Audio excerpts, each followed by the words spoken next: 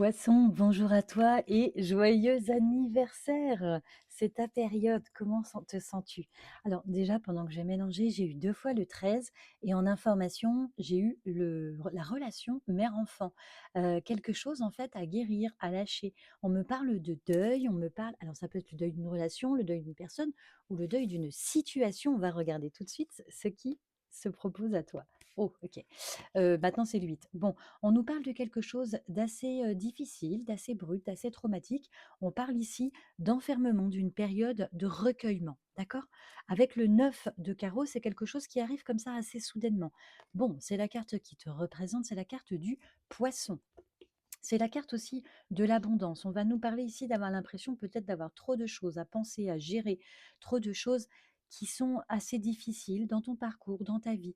On va nous parler ici d'une forme de choc, mais il y a quelque chose en lien avec le côté mère-enfant, tu vois, ou en tout cas la famille. Je sais pas.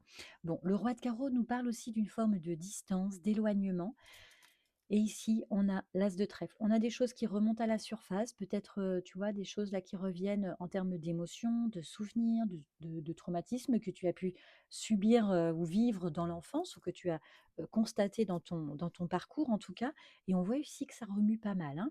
Avec as de trèfle, as de pique, par contre, il est clair qu'on va réussir ici à revivre quelque chose en lien avec une femme, que ce soit toi la femme ou que ce soit une personne en face. Et on va nous parler aussi d'une signature, d'un accord qui se trouve avec une femme. Notamment ici, une femme certainement aux cheveux clairs, blond, blanc, châtain clair, je ne sais pas. Le 8 de trèfle, il y a une réussite sur le plan matériel, financier. Est-ce que tu vas ouvrir un commerce? Là, on peut nous parler de ça. C'est la carte qui représente le signe du Capricorne ici. Alors, est-ce que tu as un placement en Capricorne ou est-ce que tu te lances à fond là, malgré les difficultés, et que tu as décidé effectivement d'aller à la poursuite de ta réussite, j'allais dire. Mais on a l'impression que tu as vécu pas mal de choses qui n'étaient pas évidentes au long de ton parcours. On va aller voir après pour le côté sentimental. Ouais. Tu gardes énormément de choses au fond de toi depuis trop longtemps et là, c'est comme si le mois de mars t'invitait à venir les déposer. Est-ce que c'est avec toi-même que tu vas trouver cet accord justement, tu vois? Allez, on regarde pour le côté sentimental. Non, mais je regarde du coup, j'ai regardé quand même le dos de deck avant le côté sentimental. On a l'as de cœur, on a 3 cœurs.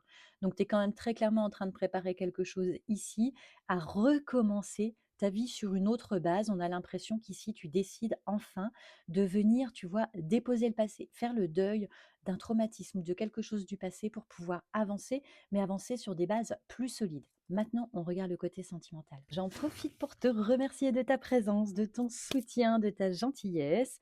On va regarder ensemble pour les poissons. OK, on a quand même ici le 20, le jugement qui est sorti à l'envers, une forme de silence. Peut-être que sur le côté sentimental, soit tu te sens seul, soit tu as l'impression de ne pas être entendu ou de ne pas être écouté.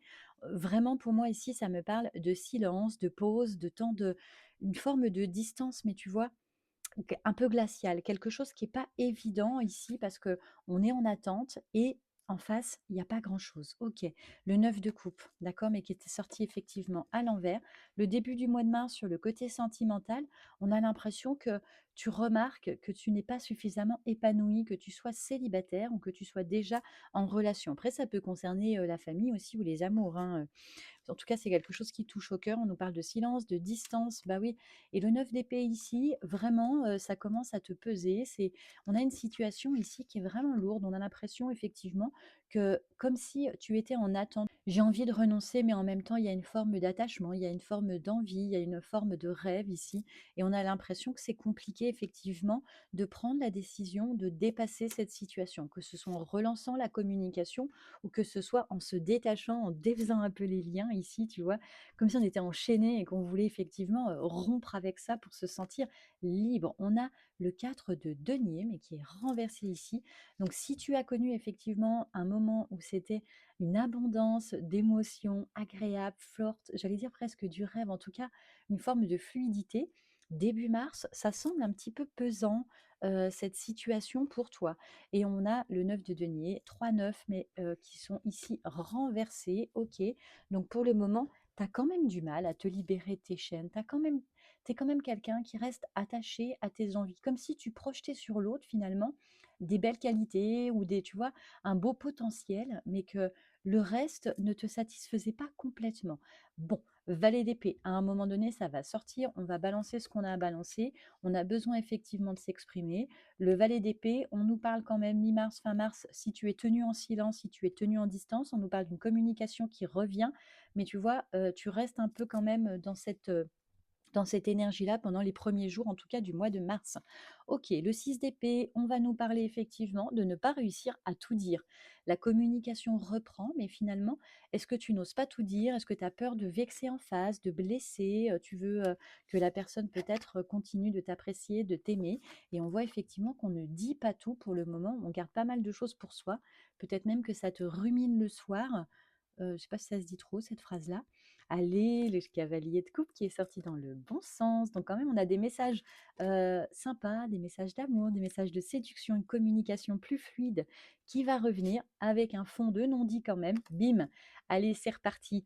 Ouais, on est quand même dans, on essaye de donner à l'autre, aux autres, une image de soi un peu dans la maîtrise, où tu vois, on ne montre pas complètement ici ce qu'on veut vraiment ou qui on est vraiment. Il y a vraiment quelque chose là où tu gardes un fond de suspense et peut-être qu'il est temps ici de ramener un peu d'authenticité dans tes relations. Et la personne en face, finalement, eh ben, elle pourrait très bien t'aimer comme tu es, pour qui tu es.